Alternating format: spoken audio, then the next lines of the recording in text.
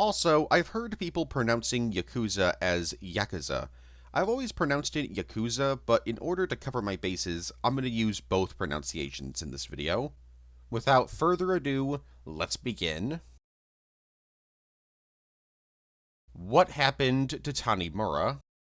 Masayoshi Tanimura is one of the four protagonists of Yakuza 4, but unlike Kiryu, Saejima, and Akiyama, Tanimura has never appeared in any game outside of 4, besides Like a Dragon Online, which I'll talk about in just a bit. This has led to a lot of speculation about what happened to the character after 4, and the real-world reason as to why he was never brought back. Let's first go over what happened to him in-universe. Well, I'd like to, but we actually don't know. The first time that he's mentioned after 4 is in Yakuza 5, during the Amon clan storyline, in which Akiyama tries to contact him, but is unable to. Saejima claims that he's probably out playing mahjong, but Akiyama assumes that he's gone into hiding upon getting the letter from the Amon clan. Finally, in Yakuza 8, aka Yakuza Infinite Wealth, Kiryu mentions that he's long since lost contact with him, and that he hopes that he's doing alright. So what about the out-of-universe explanation as to why he hasn't returned? In December of 2016, Tanimura's actor, Hiroki Naramaya, was accused of taking drugs by a tabloid magazine. He was eventually able to completely disprove these allegations, but because of Japan's extremely strict view of drugs, he was basically blacklisted from the industry, and so he left the world of acting. This led to Tanimura being redesigned and recasted in Yakuza 4's remaster. Many people to this day claim this as the reason why the character hasn't returned in a mainline game. But the problem with that is that Yakuza 5 was released in December of 2012, 4 years prior to the controversy, and he's nowhere to be found in that game. My guess as to why he hasn't come back is pretty simple. Tanimura's story is done.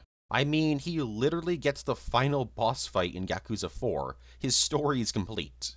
Sure, it would have made sense for him to appear in Yakuza 6, but why would he show up in 5, or any other mainline game for that matter? Real places. While most people know this, I think it's still worth mentioning. The 11 main settings in the Yakuza franchise are all based on real-life locations. They're not one-to-one, but they're heavily inspired by them, having very similar layouts, landmarks, and locations. Kamurocho, the main setting of most of the series, is directly modeled off of Kabukicho, a red light district, or entertainment district, in Tokyo. Nagasugai in Yakuza 5 is directly inspired by Nakasu, an entertainment district in Fukuoka City. Downtown Ryukyu from Yakuza 3, aka my favorite setting in the franchise just for its tropical vibes, is inspired by Naha, which is the capital of Okinawa. Kenicho from Yakuza 5 is directly inspired by Sake, which is a commercial district in Nagoya. Izazaki Eijincho, which is from most of the games after Yakuza 6, is directly designed off of Aizakichiko, an entertainment district in Yokohama. Abashiri Penitentiarium from Yakuza 5 is based on Abashiri Prison, a pretty infamous Japanese prison in Hokkaido. Sodenbori from Yakuza 2, 5, 0, 7, and The Man Who Erased His Name is based on Dotonbori, an entertainment district in Osaka. Shinseicho from Yakuza 2 is also directly based on a location from Osaka, this time being based on Shinsenkai. More on this location a bit later. Tsukimino from Yakuza 5, aka the worst location in the series. I love the Christmas vibes, and it's got fun sub-stories, but it is such a pain in the ass to navigate, is based on Sasakino, an entertainment district in Sapporo. Onamichi Hiroshima from Yakuza 6 is based on, well, Onamichi Hiroshima. Yeah, this is one of the 2 locations in the series that they actually use the real name of, the other being the setting of Yakuza 8 and Majima of the Caribbean, Honolulu, Hawaii. Osaka Castle. The Yakuza series is known for blending its serious storytelling with very goofy or over-the-top situations. And one of the most infamous examples of this in early Yakuza games is Osaka Castle from Yakuza 2. For those that haven't played my favorite Yakuza game, or for those who have forgotten about it, let me remind you about how utterly insane Osaka Castle is. So Osaka Castle is a real-life castle in Japan, located in, well, Osaka. But in the world of Yakuza, the Omi Alliance family, the Sengoku family, have built a giant golden replica of the castle underneath it. And the replica Osaka Castle can literally emerge from the ground within the original, like the original castle folds away to reveal it as it rises up. It's never explained in-game how they did this. How did they build this giant underground castle underneath one of the most famous castles in Japan? The best part is, this castle isn't even brought up in future games. There's an entire Yakuza castle built underneath a real castle that can also rise up and replace the real castle whenever the Sengoku family wants. Kiryu also beats up 2 tigers within the castle, which is pretty insane. And for some reason, the Sengoku family also decided to restore multiple American Civil War-era Gatling guns to use as defense within the castle, instead of modern-day weapons. Funny enough, in the original Yakuza 2, these were Browning machine guns, but in the remake, which I'm presuming is the canon version of the story, they were replaced with Gatling guns. What an utterly insane location. I love this series. Ghosts. While the Yakuza series is primarily a crime thriller, that doesn't mean supernatural elements don't occasionally appear in the series. In fact, ghosts have appeared in a surprising amount of Yakuza games. In Yakuza 2, there's a sub-story called Rising from the Shadows, in which Kiryu is given a cursed VHS tape, much like the tape from The Ring.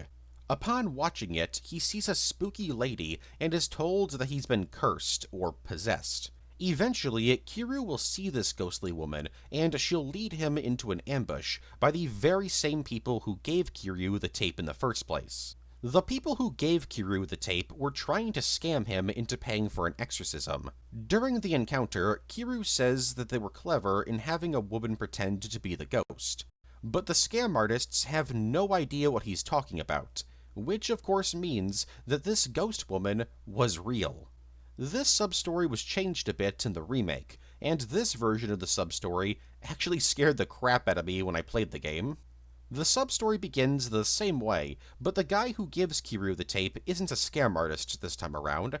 This ghostly woman is a lot more threatening, as she actually attempts to attack Kiryu, but by the end of the story, luckily, Kiryu drops the VHS tape, causing it to break, and this defeats the ghost.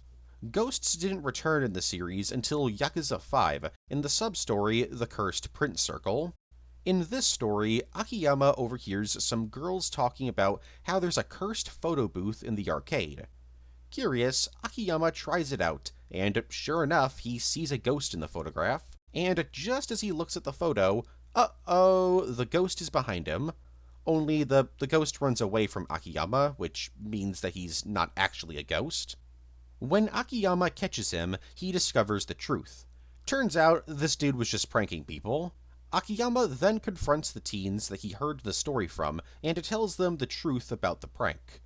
Only for the girls to reveal that the dude in the photo died 3 years ago after a prank went wrong, and he was chased into the street, where he was hit by a car. So this prankster was actually a ghost. The next ghost appears in Yakuza 0, where you can meet one during the videotape sub-story. In this sub-story, Majima is told a spooky story about a cursed videotape, and shortly afterwards, he can find a woman freezing to death in an alleyway. She begs for someone to bring her some food to warm her up. So Majima does this, and she's instantly just like, "I'm good," and then hands Majima a videotape that just so happens to be the cursed videotape, and then she vanishes. Majima then returns to the adult video store. Oh right, that's where he heard the story to begin with. And he and the store's clerk decide to watch it together, but the tape just shows static, with a woman saying that she's cold. The two of them then leave, But just as the story ends, the camera shows the tape restarting, and the woman from the alleyway is shown smiling at the camera, saying that she's no longer cold. I'm glad I missed this sub-story because the ending would have scared the crap out of me. Then, in Yakuza 6, you can find photographs of various dead characters from throughout the series, including Nishiki, Kashiwagi, Ihara, Shinji, Kazuma, Dojima, Yumi, and Tokugawa. Upon finding these photos, their ghosts will briefly appear.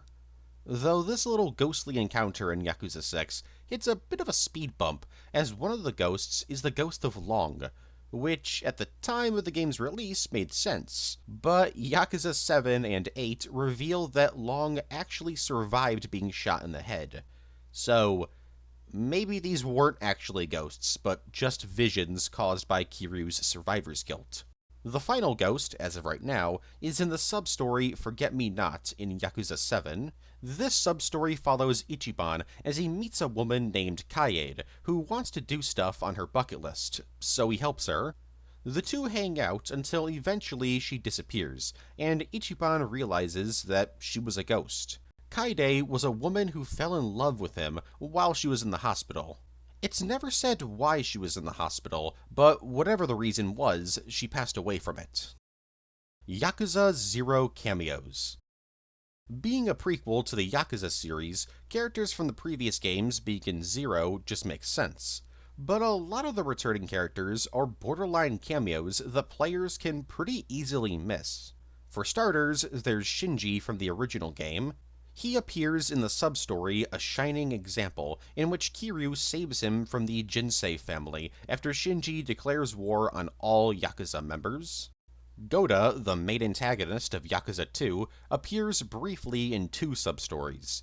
The first is Rise of the Dragon, where he fights Majima because he's trying to steal Majima's pants. It's a whole thing. He does briefly interact with Kiryu, bumping into him in the sub-story The Cyanary Fortune Teller, but they don't fight. Then there's Daigo, who appears in the sub-story Heir to the Family, a sub-story that I actually missed in my playthrough of the game. In this sub-story, Daigo hangs out with Kiryu before being kidnapped, and Kiryu has to save him. Subhuman Filth Okita from Yakuza 5 also makes a cameo in Yakuza 0 during the sub-story Maharaja Showdown, where he has a disco duel with Kiryu. I also missed this one because I suck at the disco minigames, so I gave up trying to do it like a loser. Then there's Saigo, the mercenary dude who teaches Akiyama in Yakuza 4, and later appears in Yakuza 6. You don't actually interact with him, but he's one of the agents for Dragon and Tiger that you can send to get weapons. Finally, there's Komaka, who you can't actually miss, as the game forces you to interact with him as he teaches Majima thug-style combat. Live-action film. Released in March of 2007, Like a Dragon was the first ever live-action adaptation of the Yakuza series. Directed by Takashi Miike, the film is kinda an adaptation of the first game. It adapts the general story beats of the first game, but with some major changes. For example, Kiryu starts the film off as Haruka's adopted father. Nishiki is also in the film, but only for the final few minutes, where he shows up and challenges Kiryu to a fight. No joke, he's not in the rest of the film at all. Jingu is pretty much exclusively referred to as Mr. N. Kazuma also doesn't die in the film. There's also some new story elements added to the film, like some teenagers who rob convenience stores during a fight between Kiryu and the Yakuza. There's also a brand new character introduced in the story named Park Chul, who's a Korean hitman. The film is notable for not only being one of the very first live-action Yakuza projects, but also for being filmed on location. Pretty much the entire film was filmed in Kabukicho, and seeing as it was filmed around the same time as the original game is supposed to take place, the film really nails the look and vibe of the original game, despite some of the story changes being pretty weird. Oh yeah, and Toshihiro Nagoshi, the creator of the franchise, actually plays Jingu in the film, which is a pretty fun cameo. The film's reception at the time was very mixed, though as the years have gone on, the film has become a cult favorite in the Yakuza fanbase. as while it's far from perfect, Goro Kishitani's portrayal as Majima, the action, the comedy, and the Easter eggs are looked at very positively by fans. I mean, there's literally a scene in the film where Kiryu drinks an energy drink to regain his health.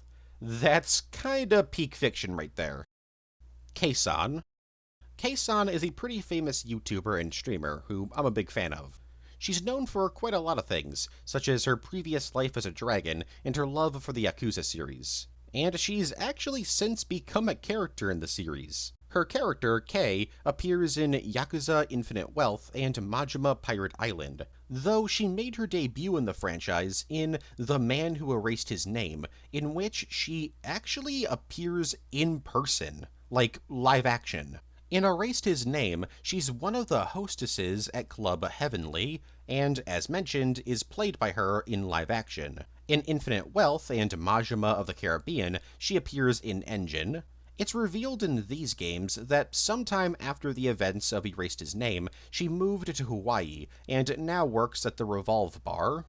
Should also mention that Kei-san really likes Kiryu, and her character Kei is also a big fan of Kiryu. Now, how did she join the franchise? Well, it's simple. She won a contest called the Yakuza Gaiden Hostess Contest, which had its grand prize be appearing as a hostess in The Man Who Erased His Name and Yakuza 8.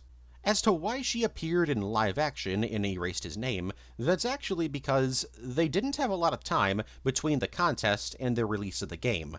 More on that situation later. So because of this time issue, Kei made her debut in live action. UFOs. While ghosts are the most common supernatural entity found in the Yakuza series, they're not the only spooky thing that can be encountered. For example, you can encounter alien life in 2 games. The first instance of alien activity comes from Yakuza 6. In the game's Premium Adventure mode, you can find a UFO finder piece of equipment at Ubiso Pawn. And by find, I of course mean buy. You buy it. Upon equipping it, you can then travel around looking for a UFO. And you can find this UFO floating by Millennium Tower. 2 more UFOs can be found in Onomichi. These are found right above the hotel and at Senkoji Temple. The second, and as of right now, last alien sighting in the series, comes from Lost Judgment. In the side case, the SRC's Hunt for the Truth, Yagami ends up investigating a supernatural research club at a local high school. One of the kids in the club claims that their dad was abducted by aliens, but in reality, his dad actually just abandoned him and his mom to go live with his mistress. The kid actually knows that this is the truth, but he doesn't want to admit it, because that means admitting that his father abandoned him. So the whole UFOs thing was just a coping mechanism. But Yagami can take photos of various UFOs, only for it to be revealed that none of these UFOs were real. They were just drones being piloted by the club's vice president. Case closed. Except not really, as just as the story ends, an actual UFO flies by.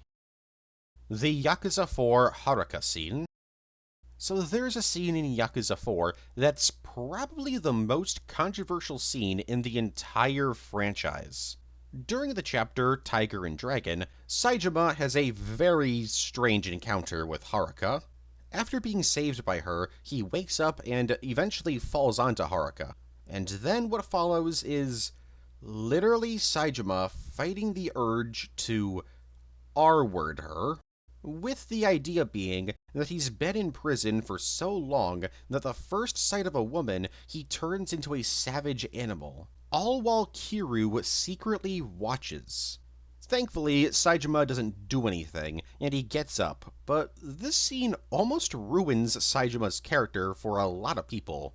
Because, look, I understand that there's a stereotype about former prisoners who have been in jail for a very long time being turned into sex-crazed maniacs upon being released, but making one of the protagonists be this stereotype is certainly a choice. Haruka's also 13 in Yakuza 4, so, Saejima's first instinct upon seeing a teenage girl is, to consider attacking her. Not a good look. But what's even weirder is that Kiryu was watching the whole thing. I get the reason for this is that Kiryu is like testing Saejima. If he tried anything, Kiryu would have obviously stepped in and honestly probably break his no-kill rule. But it's still such a strange scene. It's made even stranger because nothing like this ever happens again in-game. There's never a scene where Saejima experiences this need to bang somebody ever again in Yakuza 4. So why have this in the game?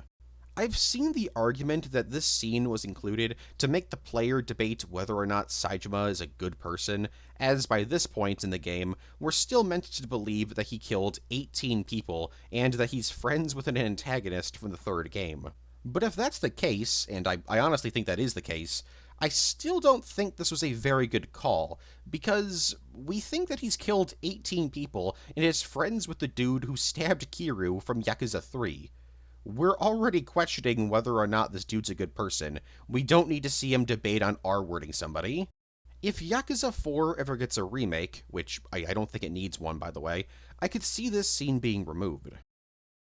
Lee is alive. So Lee's a supporting character in Yakuza 0. He's a pretty cool character who doesn't exactly make it out of the game okay. That was until Yakuza 0 Director's Cut, which, for some reason, reveals that Lee survived the car bombing, but he doesn't return in the story in any major way. He just has somebody tell Majima that he's still alive, and that's it. As far as we know, Makoto probably still thinks that Lee is dead. This retcon was very controversial when the director's cut dropped, simply because there's no reason for it. Sure, Lee's a good character, but he died. His story's over. If they revealed that he was alive and he had like a sub-story or two about him, then at least he'd be given something to do. But it just seems like they brought him back for no good reason. The only thing that I can think of is that this is setting up his return in a future game. It would be really weird to see Lee again in Yakuza 9 or whatever, but I guess it's possible now. Lee isn't even the only character retconned into being alive again via the director's cut. The detective who gets shot in the back is revealed to have survived, and the Toko credit president from the very beginning of the game who got an off-screen death was also revealed to have survived. Not many people care about those retcons though, because, they're just insanely minor characters. And honestly, the detective surviving just makes sense. Whereas Lee was killed by a car bomb while in said car. Yeah, there are some other absolutely insane retcon survivals, but this one just seems kinda random. That is, of course, unless he comes back in a future game, which, I don't know, maybe he will. Sonic Racing Cross Worlds. In November 2025, shocking pretty much everyone, Ichiban from Yakuza was released as a DLC character for the racing game Sonic Racing Cross Worlds. Luckily, he was free DLC, and he even came with his own dragon-themed car. It's a pretty cool looking car, but it'd be cooler if the car he drove was a pocket racer car. And when playing as him, whenever you win a race or when you win a Grand Prix, music from the Yakuza series will play. And, that's kinda it. There's not really much to say about this crossover, as outside of Hatsune Miku, none of the guest characters in Cross Worlds are voiced. Even the SpongeBob and Minecraft characters, and they got their own tracks. It's pretty lame, but at the same time, it is pretty funny seeing Ichiban race with Sonic, Pac-Man, SpongeBob, and Minecraft Steve. Real adult models. The Yakuza series features various Hostess Club elements throughout the series. There's even literal strip shows featuring live-action actresses. While you'd probably not be surprised to learn that these live-action sections star real-life adult models, many of the hostesses in the series are also played by real adult models. For example, Shizuka Saito and Noa Mizutani in Yakuza 4, Yua Mikami and Shoko Takahashi in Yakuza 2, Hikaru Shiota and Irina Sakurai in Yakuza 6, Mana Sakura and Saki Hatsumi in Yakuza 0, And Rina Rukawa and Yui Hatano in the original Yakuza are all based on real-life adult models. Yui Hatano was even added into Yakuza 3's remaster, replacing a certain character that I'll talk about a bit later. Keep in mind, though, just because a lot of the hostesses are based on real-life adult models, that doesn't mean that all of the hostesses are played by adult models. Some are completely fictional, while others are based on real people but not adult models. Now, as you'd expect, this element of these Yakuza games are pretty controversial, as many deem it to be inappropriate. Personally, I don't really understand the problem with having real adult models play fictional versions of themselves in the series. Like, the Yakuza series is already an insanely serious, goofy, and horny franchise. I don't really see the problem. Real-life wrestlers. While the use of real-life adult models has been a bit controversial for some, what nobody finds controversial is the fact that the Yakuza series features quite a few real-life wrestlers. Some just as actors, like Yoshiaka Fujiwara, who voices the florist, but most play fictional versions of themselves, and you can beat the crap out of them, like Toru Yano, Hiroshi Tanahashi, Satoshi Kojima, Kazuka Okada, Hiroyoshi Tenzan, and Tetsuyo Naito in Yakuza 6, and Genichiro Tenru, Tatsumi Fujinami, Keiji Muto, Masahiro Chono, and Riki Choshu in Yakuza 2 Kiwami. While the Yakuza 6 wrestlers you actually fight, the ones from Yakuza 2 serve as the antagonists of the Majima Construction storyline in the game, so you don't actually fight them, but instead fight their henchmen. There's also another real-life wrestler who appears in Yakuza 6, but you don't actually fight her. Instead, you can go out on a date with her. Sake Akai is one of the hostesses in the game, and she's a real-life wrestler. Her fictional version of herself she's playing even does wrestling as a side gig. But probably the most interesting real-life wrestler in the series is Yazuki Eikawa. She appears in the original Yakuza game, not the remake, the actual original Yakuza. She appears as a hostess, and at the time of the game's release, she was just an idol. But a few years after the release of the game, she actually made the leap to wrestling, and became the first Wonder of Stardom champion in 2011.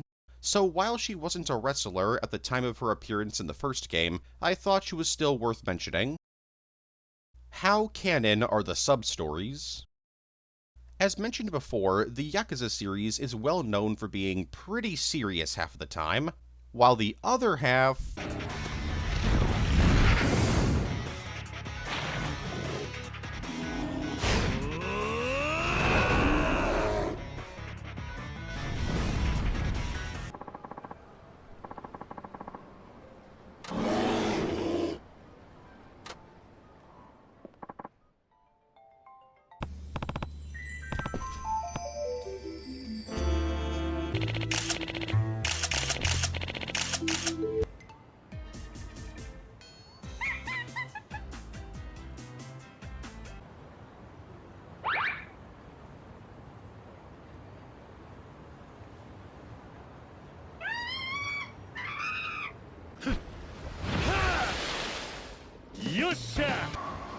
はい。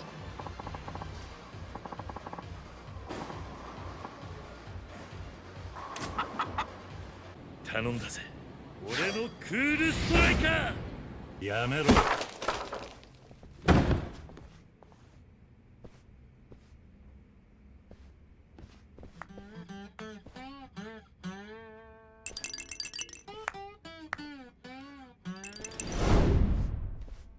どや。楽しんどるか。 While not all of the goofy stuff comes from the sub-stories, most of it does, and this has led to a debate within the fandom about whether or not the sub-stories can be considered canon, not only because of how goofy they are, but also how likely is it that during the events of Yakuza 1, Kiryu stops investigating for a bit and spends 16 hours grinding out pocket circuit races? How likely is it that during the events of Yakuza 5, Saejima dresses up like Santa Claus and is chased down by a bunch of kids while he's hiding from the police? How likely is it that during the events of Yakuza 0, Majima infiltrates a cult in order to rescue a woman while he's supposed to be protecting Makoto? How likely is it that, well, okay, you get it. So, what's the answer? Are these sub-stories canon? Well, yeah. There really isn't anything confirming them to be non-canon. In fact, some sub-stories even continue in multiple games, or are mentioned as of happening in previous games. Yeah, Kiryu helping out a clone of Michael Jackson film a bootleg version of Thriller, and Akiyama helping an idol get every single question wrong during a game show are a bit weird, but that's part of the charm of the Yakuza games. They can be super serious and super goofy at a moment's notice. So yeah, these sub-stories do all happen. The only sub-stories that can be considered non-canon are the original versions of Yakuza 1, 2, and 3's sub-stories, as their updated versions for the remakes are most likely the canon version of these events. And yes, this means that the Doc Brown VR fighting simulation stuff is canon, because why not? Yakuza 1 English dub. A lot of people believe that Judgment was the very first installment in the Yakuza series to have an English dub, but that's not true, not even close. In fact, the original Yakuza game for the PlayStation 2 got an English dub all the way back in 2006, and it happened, it exists. The dub was heavily criticized at the time for its constant swearing, weird line deliveries, and bizarre name changes. For example, Makoto Date was turned into Mako Dante, Shintaro Kazuma became Shintaro Fuma, and Akira Nishikiyama was turned into Akira Nishiki. Yes, Nishiki was now his actual name. I wish I could show you some of the clips of the massive amount of swearing in the game, but I don't want this video to be age restricted, so I'll just give you the meme line. 10 years in the joint made you a... Because of how poorly received the dub was, no English dubs of the series would be made until 2018. Not only that, but the original game didn't sell very well outside of Japan, nor did Yakuza 2, 3, 4, or Dead Souls. So Yakuza 5 wasn't even released worldwide at first. In fact, the entire franchise would have never been released outside of Japan ever again if it wasn't for Yakuza 0 selling really well outside of Japan, which led to Yakuza 5 getting released worldwide in 2015, and every game since getting a worldwide release as well. So Yakuza 0 basically saved the franchise in the West. Anyways, the craziest thing about this dub is the fact that Majima is voiced by Mark Hamill. He was probably chosen because of his experience voicing the Joker, since Majima and the Joker are both kinda goofy creatures. It's kinda sad but funny, Mark Hamill doesn't actually remember doing this dub at all, which, I mean, I get, it was a one-off gig years ago, but damn, poor Majima. Shout out to the dude who gaslit Mark Hamill into thinking that Majima was from a Disney film. Only I get the privilege of killing him! Majima. Oyabun! Oh no! Are Like a Dragon Kenzin and Like a Dragon Ishin canon? Like a Dragon Kenzin and Like a Dragon Ishin are spin-off games released in March of 2008 and February of 2014. These games are very different from the mainline Yakuza games, as while the characters are designed off of characters from the original series, some of which even share similar names, they take place hundreds of years prior to the Yakuza series. Kenzin takes place in 1605, and Ishin takes place in the 1860s. Both games focus on real-life historical figures, who just so happen to look and sound like characters from the Yakuza series. Think of these games as like those special Family Guy episodes where they retell the story using characters from the show. Despite looking very different from other Yakuza games, these games actually play fairly similar to the mainline games, but of course have their own little unique twists, such as a heavy focus on weapons, like swords, knives, and pistols.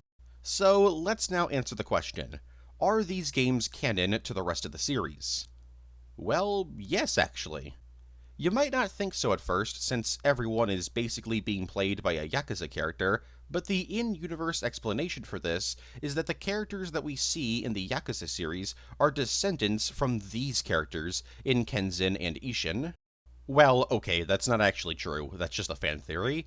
But we know that these games are considered canon, as series creator Toshihiro Nagoshi said in an interview in 2014 that both games take place in the same universe as the Yakuza games. You can even see a character from Ishin as a ghost in Yakuza 6.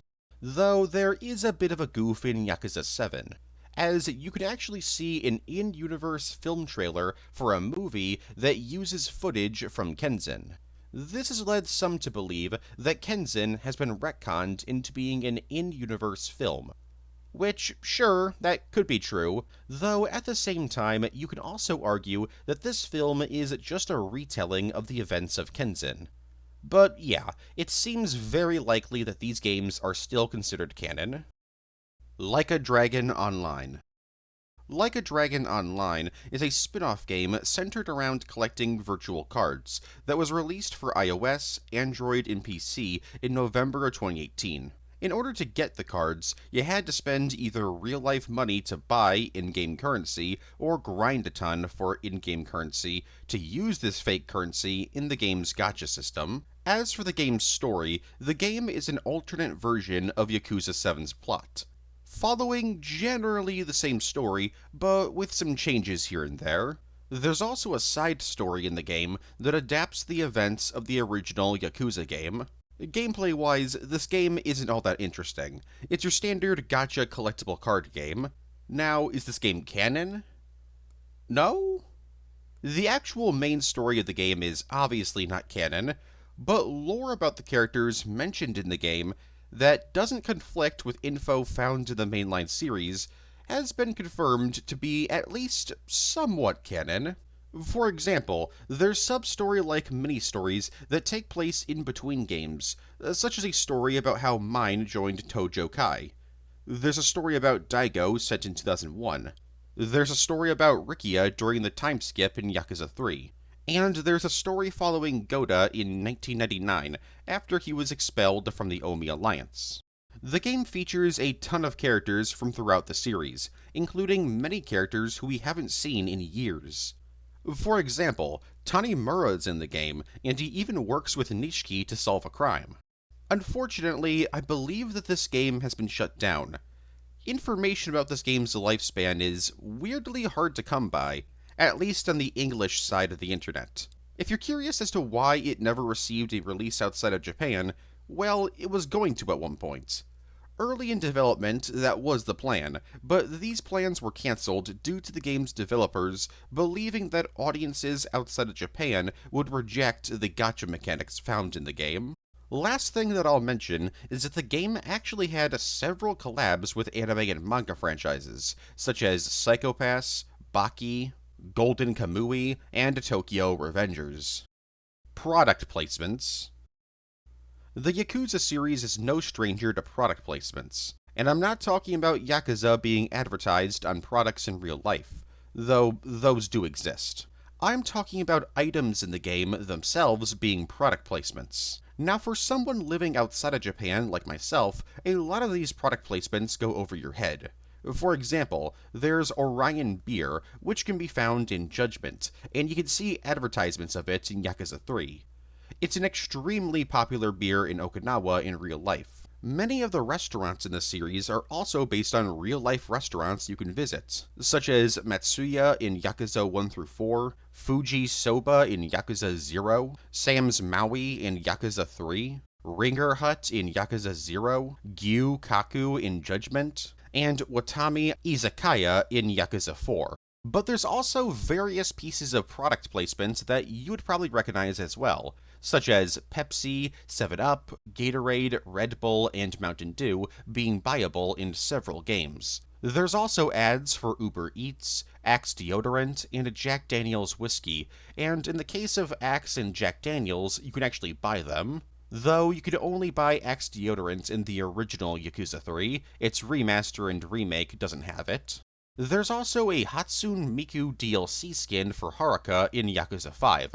You can even see an ice sculpture of Hatsune Miku in the base game. Of course, there's also Club Sega in the series, which features various Sega arcade games and advertisements for Sega products and games that were released around the time of the game's release. My two favorite pieces of product placement are, first, Ace Cook. This is a real-life ramen noodle company that actually plays a role in the sub-story Instant Ramen Takes Time in Yakuza 3, in which you can help out an Ace Cook employee create the perfect cup noodle. And then there's Pizza La. This is a Japanese pizza company that is the star of probably my favorite sub-story in the entire franchise, Passport to Pizza. Allow me to explain the sub-story to you real quick. So in Yakuza 0, Kiryu finds a foreign woman that he doesn't understand very well, asking for help. He believes that she's asking for pizza, when in reality she's asking for her visa. So Kiryu goes to Pizza La and buys a pizza for her. You then have to slowly make your way back to her without dropping the pizza or letting it get cold. When you get to her, she tells you that she actually wanted her visa, and that's when her pimp shows up and fights Kiryu for thinking that he's trying to steal her away from him. After Kiryu beats him up, the pimp tells the woman that he loves her and that he wants to marry her. She says yes, and the three of them begin eating the pizza that Kiryu bought. Kiryu then eats an entire slice of pizza in a single, agonizing bite. And just as the story is ending, the camera pans over to the Pizza La worker who sold Kiryu the pizza, watching the three of them eating the entire pizza in a dark alleyway. He then proceeds to fist bump the air, happy for the three of them. I'm sorry I had to explain it, but this ending actually had me dying of laughter when I played the game for the first time.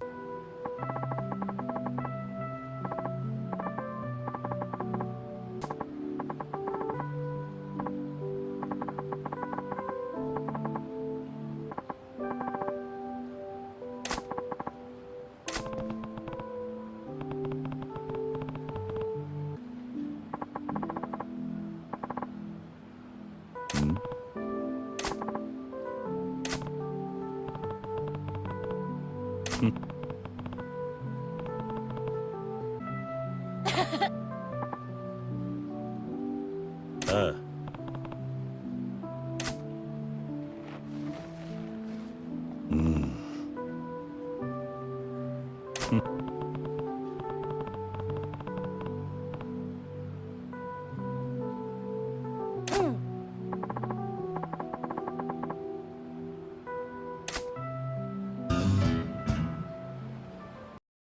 Amazon series. Releasing for a few days in October of 2024, Like a Dragon Yakuza is the second major attempt at adapting Yakuza for live action. And like the film, the show adapts the original game. Except, not really. Outside of the very basic plots of the original game, almost everything is different. You might be like, oh, well, it can't be that different. Well, let me give you a few examples of just how different the show is. Yumi is way more active in the plot. Nishi's sister is now a prominent character. Goda and Saejima are characters in the series. Majima has both of his eyes at the start of the show, but loses one of them after he fails to complete a hit. Kazuma is an ex-Yakuza member. Kiryu and Nishiki become Yakuza after robbing an arcade to get the attention of the Dojima family. Nishiki is dressing up as a demon murdering people. Yumi, Nishiki, and Kazuma all survive the events of the story. Majima's barely in the series. The show keeps going back and forth between two different periods of time, 1995 and 2005. Yumi and her sister, who actually exists in this version of the story, watched their mother drown herself when they were kids. Haruka and Kiryu barely interact at all. Yumi is Haruka's aunt, not her mom. Date and Kiryu meet each other when Kiryu's in jail. Long isn't in the show at all. Nishiki kills Dojima because Dojima let Nishiki's sister die, which means, yes, she dies pre-timeskip. And Kiryu wants to become the Dragon of Dojima. No, like, he flat out says this. Originally intended to be a film, it was reworked into being a 6-episode series for Amazon Prime. And the series seemed to be doomed from the very start, as it seems that this was another case of filmmakers or showmakers, or whatever, not caring about the video game source material, as the actors were discouraged from playing the games by the producers, and the show was written with the intention of it being a gritty crime thriller with no goofy elements at all. Reception to the show was mixed. Most fans of the franchise weren't all that happy with it, but there was some stuff that people enjoyed, such as the performances and a few of the story changes. As for non-fans, the show was deemed by many to just be whatever. Not bad, not good, just a whatever run-of-the-mill crime thriller. I personally haven't seen it, so I can't say whether or not I think it's good or bad, but it definitely sounds pretty different from the game it's supposedly adapting.